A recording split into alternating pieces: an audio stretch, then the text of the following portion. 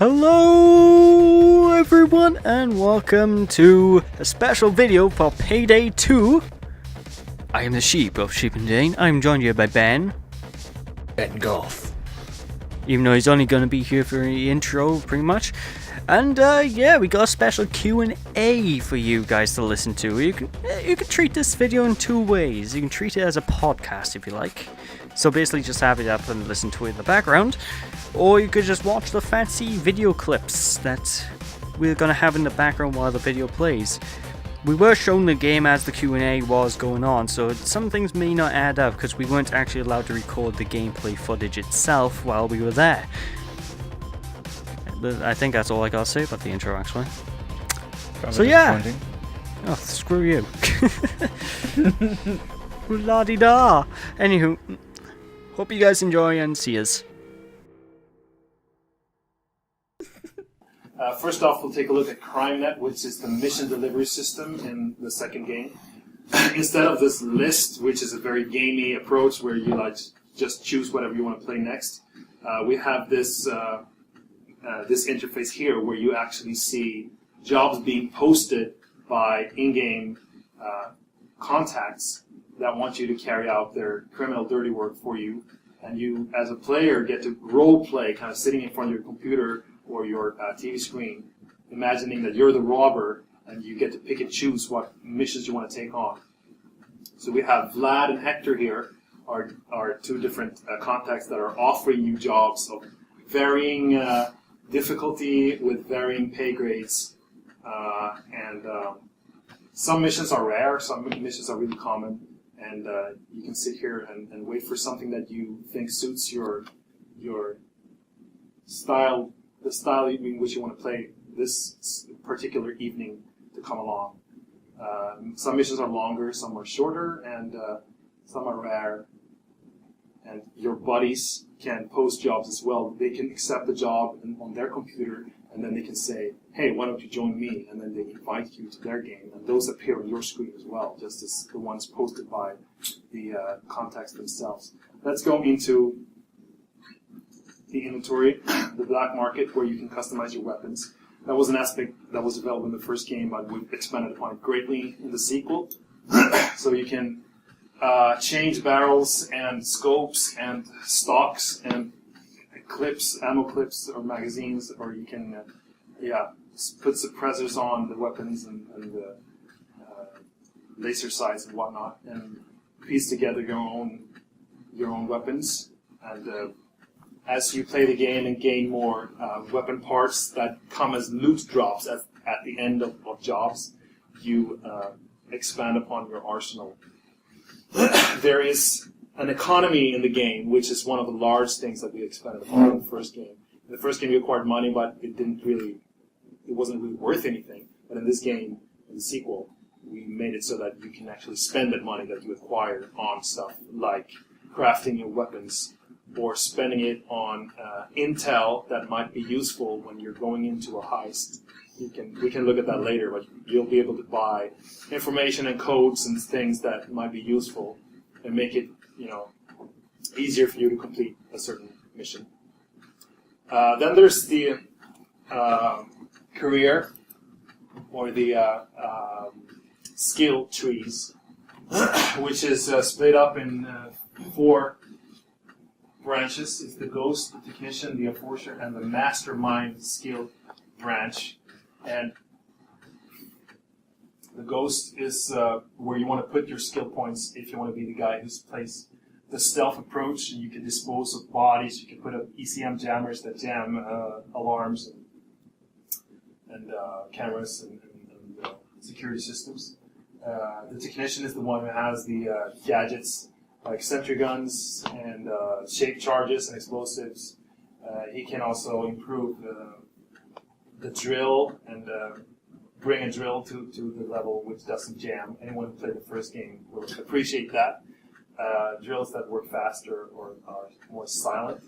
The Enforcer is where you put the skill points if you want to be the guy who carries the heavy weapons. You can carry more ammo. You can have a heavier Tactical armor. Yeah, tactical armor. and stuff like that. Carrying stuff is actually also something that's very useful in the game. We'll see that later on. The mastermind is where you put skill points if you want to be the guy who's intimidating. You can turn enemies to fight for you. You can intimidate law enforcers. You can get help actually from civilians. It's a skill that we call the Stockholm Syndrome, where you can actually get help from civilians and get them to help you back up if you're down and no friend is around to help you up. So we've explored some really interesting mechanics that we unlock or let the player unlock as they spend skill points. By design, you can't max out all the trees.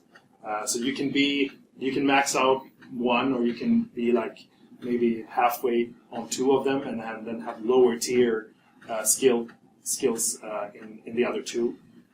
But we want to make it so that choice matters. So where you put the skill points really,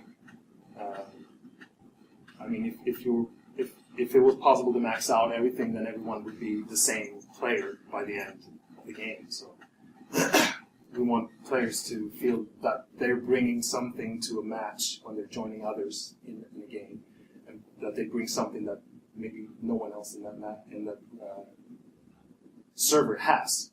So let's play one of the levels.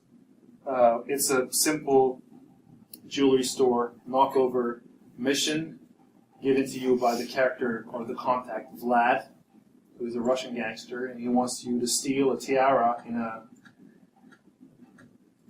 in a jewelry store for his wife.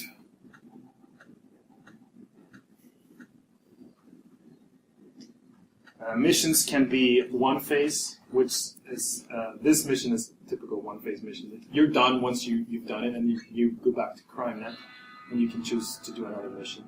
It can also be like a 2, 3, 4, or 5 phase mission. Sorry. And then it can be an experience where you get to prepare for a heist, and then you do the heist in the second phase, and then in the third phase you get to sell whatever assets or whatever loot you got from the heist in the previous phase. So we explore a lot more of that, what goes on around the heists before and after than we did in the first game. So there's some really interesting missions where we actually trade loot with some shady people.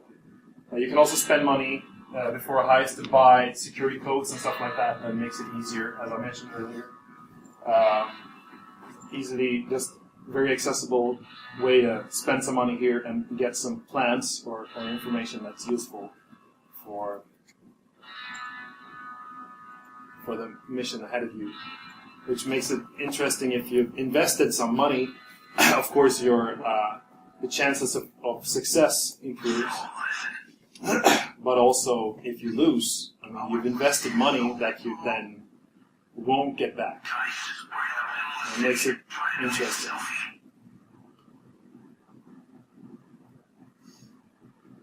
Remember, no civilians. So we will try to do this stealth now, which is the quick and easy way.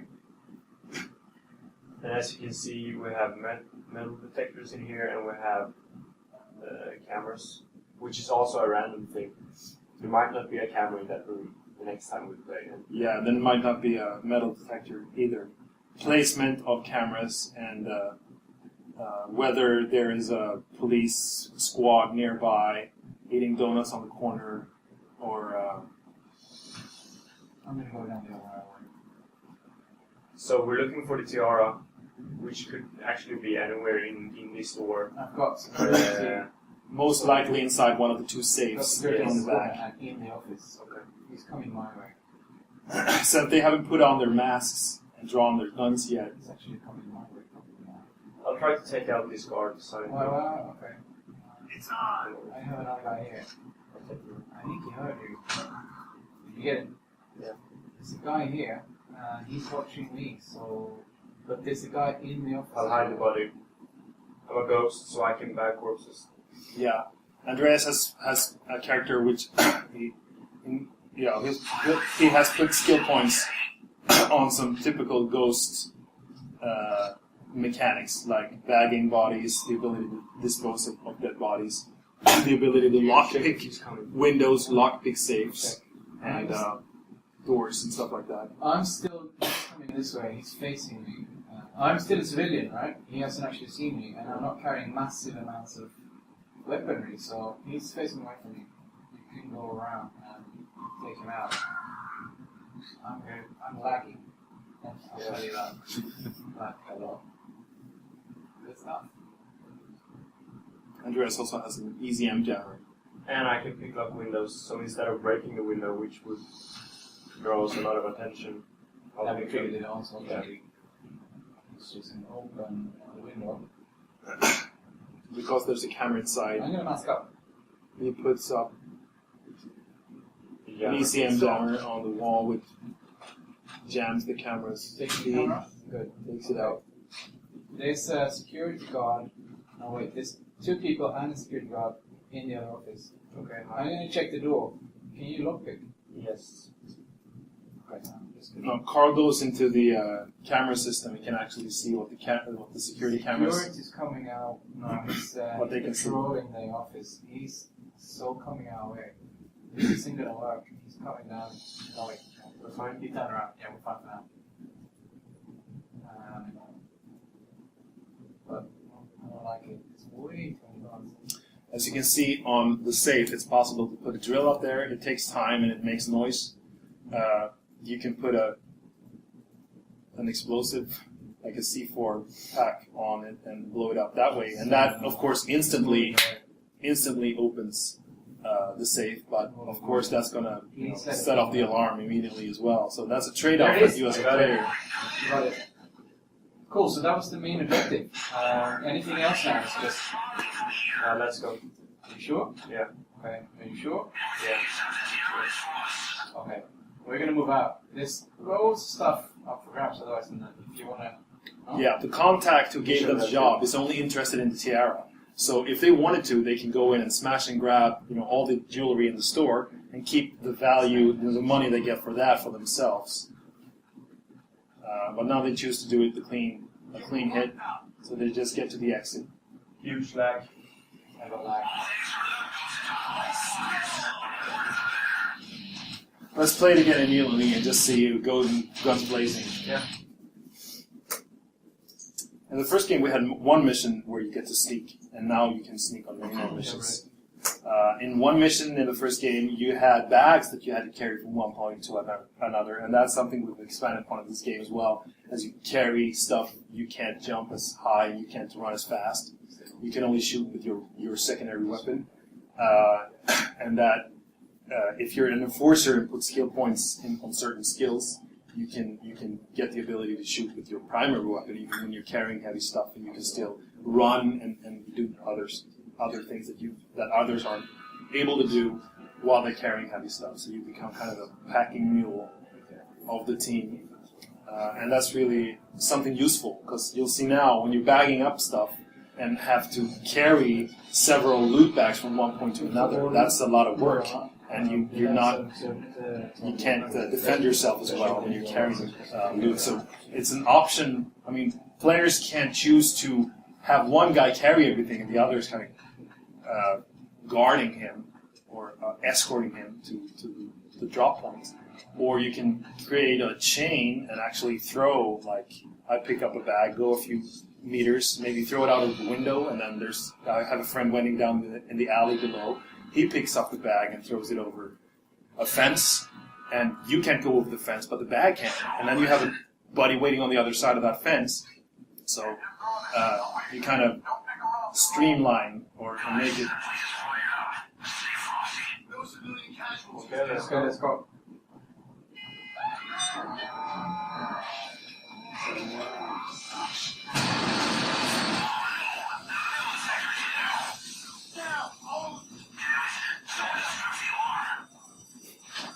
I wonder who. Yeah, the guy with the gun. You'll see how the screen tilts a little bit when you're carrying heavy stuff, indicating that you won't be able to run. That was quick. Oh shit! Really? Yeah, I was paying attention to the drill. What's up, kid? Let me see your. There he is. Thank you. Ah! Just use that drill again. Sorry. No. Ah, oh. So that guy did his job. As the you can shut the blinders or the shutters, right? Yeah. I'm just gonna go. As the SWATs besiege the store, you'll see them come in and actually start grabbing the loot bags, carrying them out of there. And I can tell you, they're not carrying them to the escape vehicle. You wanna protect your assets, just as in the first game where you needed to protect the hostages, because you had hostage rescue units coming in, taking the hostages out of there. They're going to do this in the sequel as well. They're also going to take the loot bags and try to take them away from you. You need to protect them. Everybody stay down. We're fine. We've got 2 minutes. Well, 2.5 actually.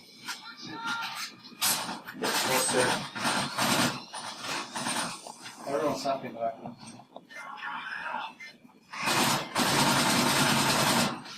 I was saying so.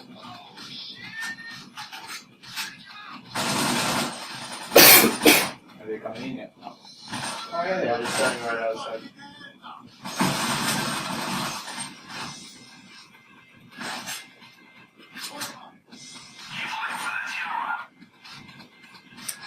If they wanted to, they can actually settle for only taking this collateral valuables that are available in the store and not take the tiara and get to the escape vehicle, and they will get the money for the jewelry that they actually carry to the escape vehicle and get, that is the reward of the mission, but the mission will still be failed because you didn't get the tiara for Vlad, which was the mission. So even if you fail the main objective, you can still get rewards.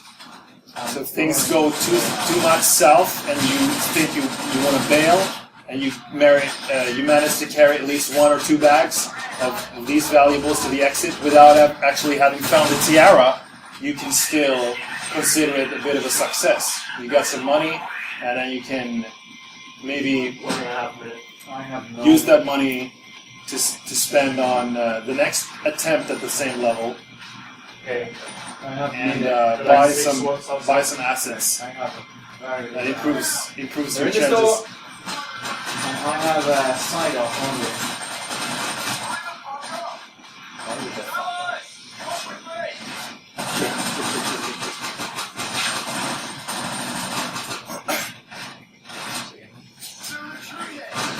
Retreating. You see them grab a bag. Yeah, I can throw out my legs.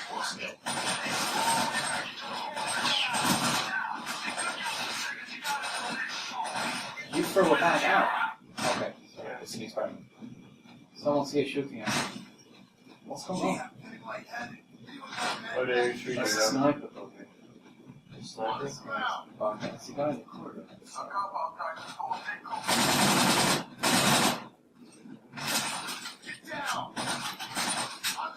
So he's taking the bag now? 20 seconds. So Oh, this one. Hey! I got the stuff. Okay, let's go. Well, let me just. There's 10 seconds on the. Now you're being greedy. Well, it's 5 seconds. It's money. Let's go through the alley. Look, free money. Hey. Did you? Oh, we can't Grab go a bag. We can't go there. 30 seconds. Okay. Where are we going? To the escape. Oh shit! What am I doing? What did I just do? You ran into a group of 3 Oh, I have squads. no ammo. I yeah. have like no ammo. I did something stupid.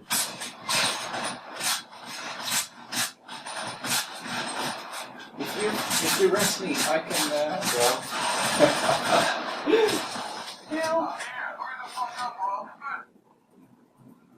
Yeah, that's me. going to happen. Leave me. Or maybe not.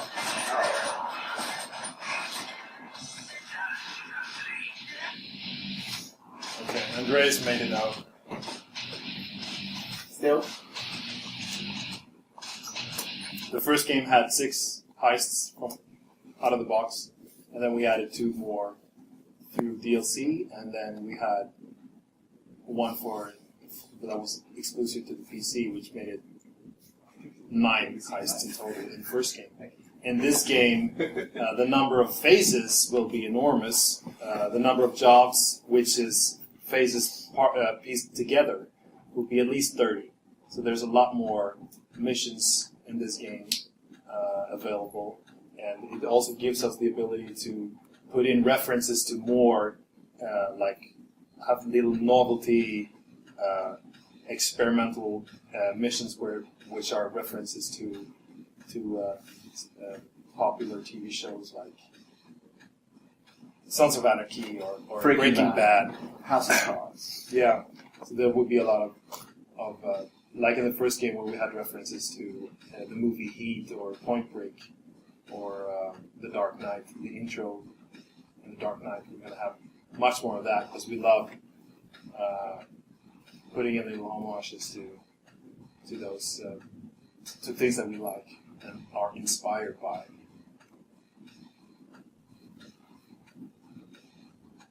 And questions? I'll be happy to answer any questions. Yeah, it's great. How much time have we got? Well, we've got about 15, 20 minutes. Hey! I mean, Let's do a... Let's play another heist then. Should we do it? For Okay. these guys to have questions, I mean, Okay. if you want to have questions, you just want to see more of the game, what you want to do. Is everyone got any questions now they want to get out, or otherwise we'll just show more of the game? Anyone? Yeah? We've got another level to show, right? Yeah, now you've seen the Ukrainian job, which is the jewelry store hit, both done guns blazing and the stealth. So now we can look at the Watch Dogs missions. Can you customize the mask? Yeah. Yeah. Paint jobs and materials, and there's an unholy amount of masks. So they are loops. Loop job. So you can't actually Yeah, buy but them. loop job. You need to play jobs to the end and You get get- the loot drop at the end. Like if there's a 5-phase job, you need to play all the 5 phases, and then when you completed the last one.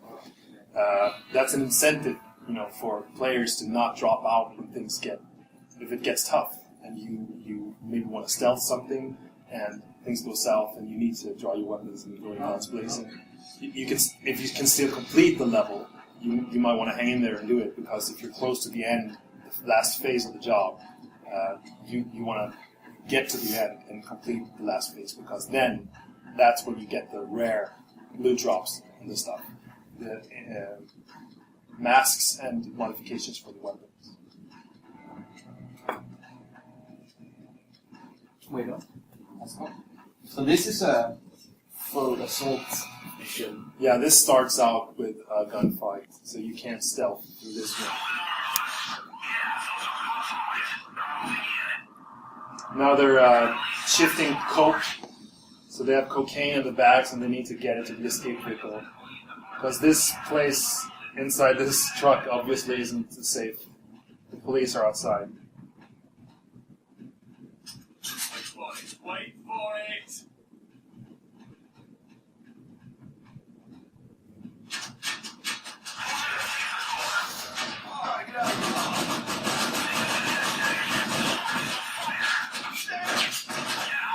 That's the problem.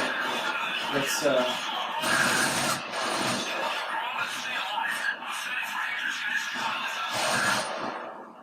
There's a fire. There's a fire. Coke's gonna burn. Shift it out. Quick. Let's put it behind the fence, because I can barricade the fence.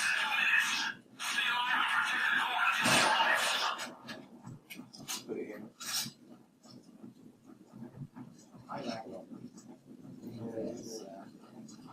Oh shit. Oh, that was it. 4 bags minimum. Whatever they managed to shift here from the truck to the escape vehicle is going to carry over to the next phase of this job.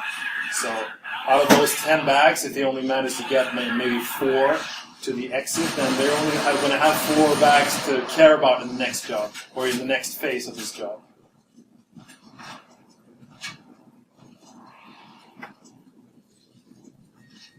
It's not so bad. I think we've got 6 bags.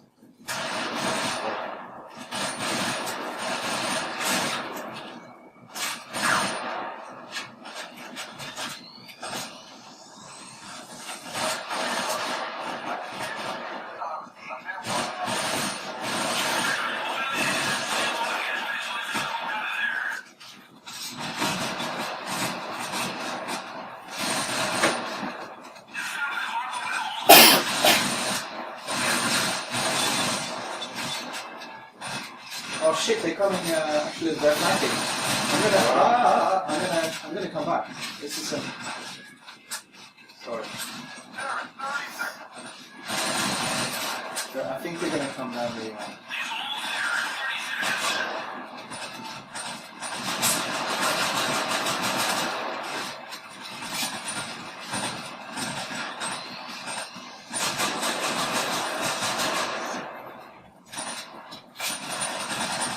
Okay. Yeah, I'm just messing up.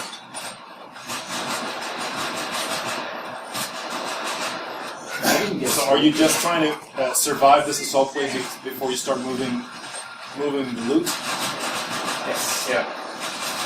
Yeah, we don't know where we're going to be going yet, so We're still waiting for the pickup truck. You got a bag on you? No. Did we just get me? Okay.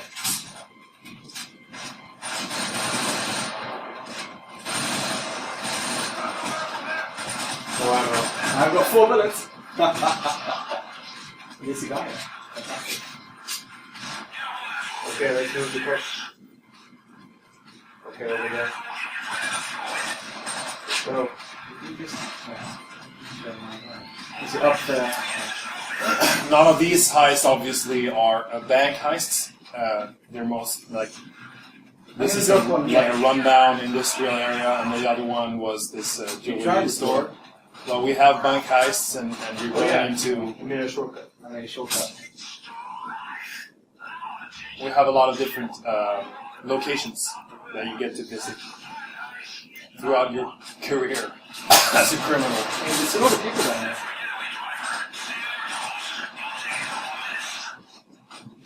You can see when you're carrying coke and you get shot at, the coke is actually spilling out of the bag through the bullet holes. So it decreases in value. It starts off at 100 grand, and then it goes down to, this is a intact loot bag. And then as you get shot at, it'll... I'm going to drop a bag for you right there.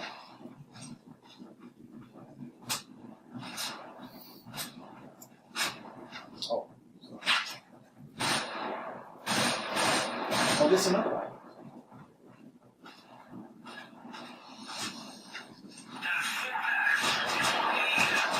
That's surviving. The job requires them, or the contact that ordered the job requires them to carry at least 4 of the bags to the exit. So they can settle for 4, or they can decide if they want to get paid more to actually carry more than 4 bags. Of course, that's a risk.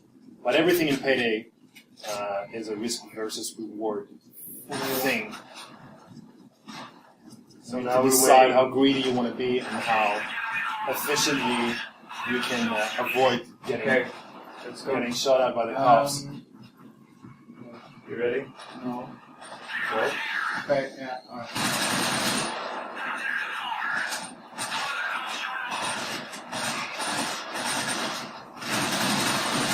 There's a tank there. You serious? Let's escape. Let's go. Oh, there's a tank! Let's go. Go to the escape point. Oh. That was close. 4 bags. Cool, so any questions for Yeah, anyone any questions? for this story?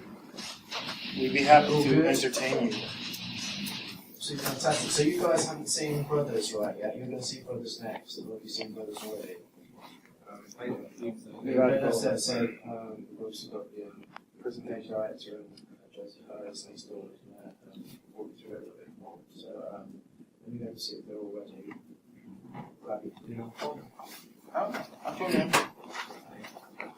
I can play some music from Payday. What sort of system are you looking at so I can run this game? What system requirements are you looking at minimum to run this game? Well, the first game was really like kind to your hardware. This game is low spec as well, but not as low spec as the first one. It's the same engine, which is really efficient. So it's going to work out. I like the menu as well. Pardon? I like the menu and how you choose the jobs. It's much easier. Yeah, I do like that.